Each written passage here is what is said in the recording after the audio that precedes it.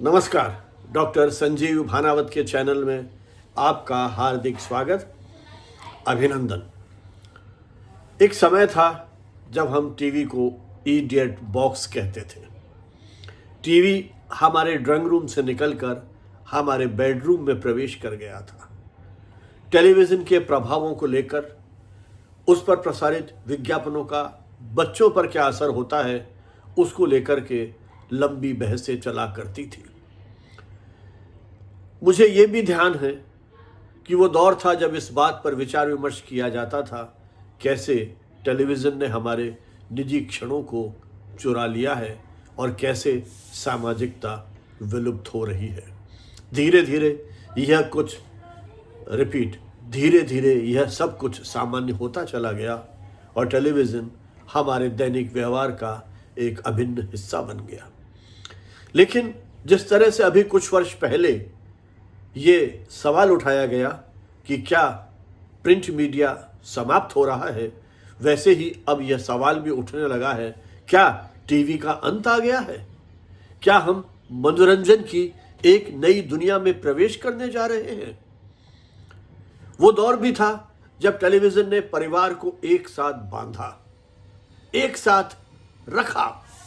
याद कीजिए, महाभारत, रामायण जैसे धारावाहिक, जब हमें लगता था मानो शहर में कर्फ्यू लग गया है।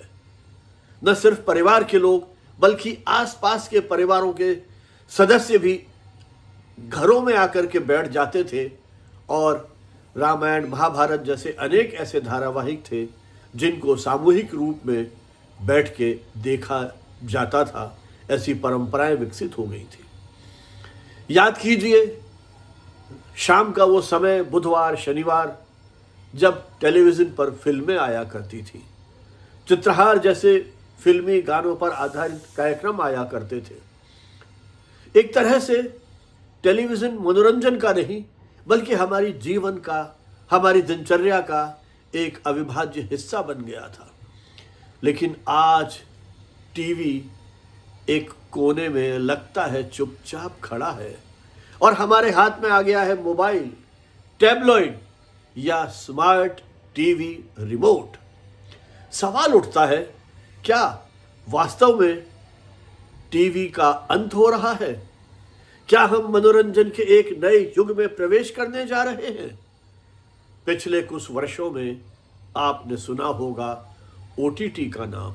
ओटीटी अर्थात over the top. In platforms ने मनोरंजन की दुनिया को पूरी तरह बदल दिया है। Netflix, Amazon, Prime Video, Disney Plus, Hotstar, Jio cinema जैसे प्लेटफॉर्म अब सिर्फ विकल्प नहीं बल्कि हमारे मनोरंजन के प्राथमिक माध्यम बन गए हैं। 2025 के समाप्त होते होते भारत में ओटीटी के दर्शकों की संख्या 60 करोड़ की संख्या को पार कर चुकी है और लगभग 15 करोड़ लोग इसके पेड सब्सक्राइबर हैं, जो इस बात का स्पष्ट संकेत है कि लोग अब कंटेंट के लिए भुगतान करने को तैयार हैं। वो उसके लिए पेमेंट करने में नहीं हिचकिचाते हैं। 2025 की जो बड़ी खबरें थी उनमें एक थी जियो स्टार का अनायास उदय होना। फरवरी में लगभग 50 मिलियन सब्सक्राइबर से शुरुआत करने वाले जियो स्टार ने जून तक जियो स्टार 300 मिलियन तक पहुंच गया था। जियो स्टार की यह उपलब्धि, जो एक दुनिया का सबसे दिग्गज प्लेटफॉर्म है नेटफ्लिक्स, उसके करीब पहुंच गई थी। यह जो परिवर्तन आया है, यह जो बदलाव आया है, यह अचानक तो नहीं आया। इसके पीछे बहुत सारे कारण हैं, जैसे इंटरनेट सेवाओं का सस्ता होना, सर्वसुलभ होना, स्मार्टफोन की व्यापक पहुंच होना, ऑन डिमांड कंटेंट का दौर आना और सबसे महत्वपूर्ण, दर्शक को जो स्वतंत्रता मिली है, दर्शकों को जो चयन की आज़ादी मिली है। दर्शक अब किंग है, दर्शक अब राजा है। पहले दर्शक वही देखने के लिए अभिशप्त था जो विविध टीवी चैनल दिखाते थे। अब दर्शक के रूप में हम तय करते हैं क्या देखना है, कब देखना है, कितनी देर देखना है, किस भाषा में देखना है।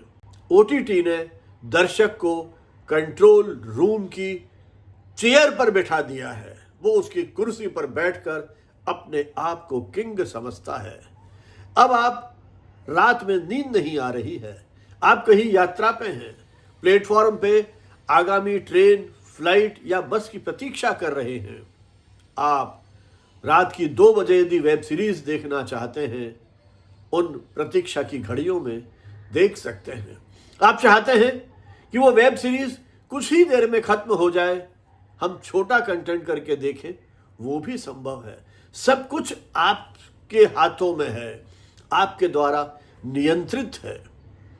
टीवी अभी भी अस्तित्व में है, उसकी उपस्थिति का ऐसा समय है, लेकिन उसकी भूमिका बदल चुकी है। टीवी तय समय पर कार्यक्रमों को प्रसारित करेगा, जबकि ओटीटी ऑन डिमांड कंटेंट आप तक पहुंचा रहा है। टीवी चैनलों पर अभी भी किसी न किसी प्रकार की सेंसरशिप है, जबकि ओटीटी प्लेटफॉर्म पर एक रचनात्मक स्वतंत्रता है। टीवी के सामने भाषाओं की सीमितता है, भाषाएं सीमित हैं, जबकि ओटीटी प्लेटफॉर्म पर अनेक भाषाओं में कार्यक्रम देखे जा सकते हैं। टेलीविजन पर संवाद हमारा एक तरफा होता है, वन वे है, जबकि ओटीटी में जो हमारा अनुभव है बहुत व्यक्तिगत है, पर्सनलाइज्ड है। ओटीटी ने आपकी बात को कहने का तरीका, या यूं कहूं ओटीटी ने कहानी को कहने का तरीका बदल दिया है। अब विषय अधिक बोल्ड हैं, जो उसके चरित्र हैं, किरदार हैं, वो आपको अधिक वास्तविक प्रतीत होते हैं, और वो जो कहानियां हैं वो जमीनी सच्चाइयों से जुड़ी हुई है। 2025 में एक बड़ा बदलाव हमने देखा, आईपीएल की डिजिटल व्यूअरशिप। आईपीएल की डिजिटल व्यूअरशिप टीवी से कहीं आगे निकल गई। टीवी को उसने बहुत पीछे छोड़ दिया। लाखों करोड़ों दर्शक मोबाइल और स्मार्ट टीवी पर मैच को देखने लगे हैं। इसका अभिप्राय क्या है, इसका निष्कर्ष क्या है? इसका निष्कर्ष है ओटीटी अब सिर्फ फिल्में या वेब सीरीज तक सीमित नहीं है, बल्कि वो लाइव इवेंट्स को भी दिखा रहा है। लाइव इवेंट्स में भी उसका भविष्य अब बनने जा रहा है।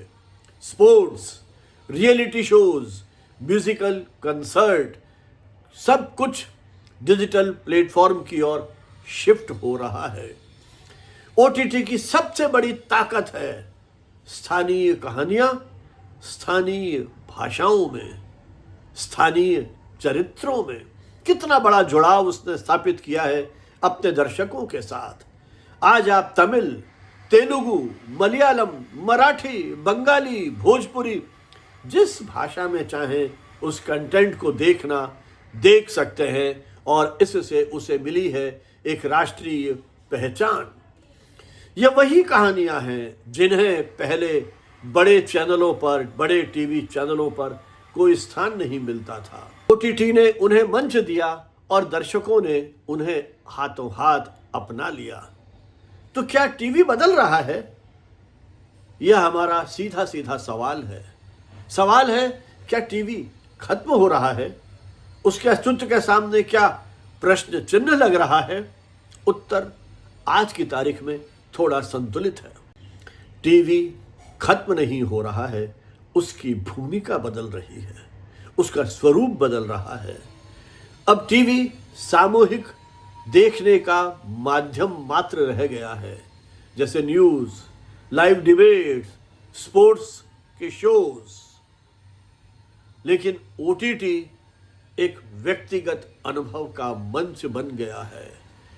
दोनों साथ साथ चल रहे हैं, लेकिन लीडरशिप अब ओटीटी के हाथ में आ गई है। अब आने वाले समय में क्या होगा, कभी कल्पना की है आपने? जी हां, आने वाला दौर एआई आधारित कंटेंट रिकमेंडेशन का है। आने वाला दौर इंटरैक्टिव वेब सीरीज का है। आने वाला दौर वह दौर है जब दर्शक खुद अपनी कहानी चुनेंगे, और न सिर्फ कहानी चुनेंगे बल्कि उस कहानी का अंत भी वो तय कर सकेंगे। आने वाला दौर स्थानीय चरित्रों से जुड़ा होगा। आने वाला दौर स्थानीय और जमीनी हकीकतों से जुड़ा होगा। आने वाला दौर स्थानीय जमीनी चरित्रों पर आधारित होगा। आने वाला दौर उन सच्ची घटनाओं पर, सच्ची कहानियों पर केंद्रित होगा।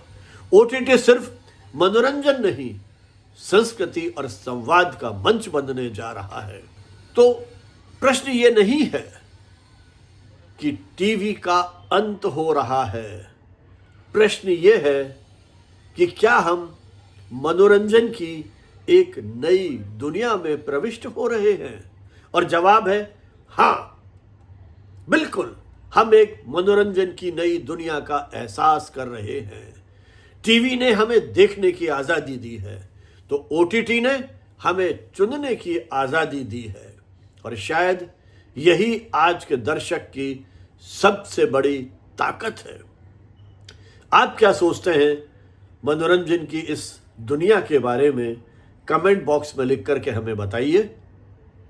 बहुत बहुत आभार, धन्यवाद। जय हिंद, जय भारत।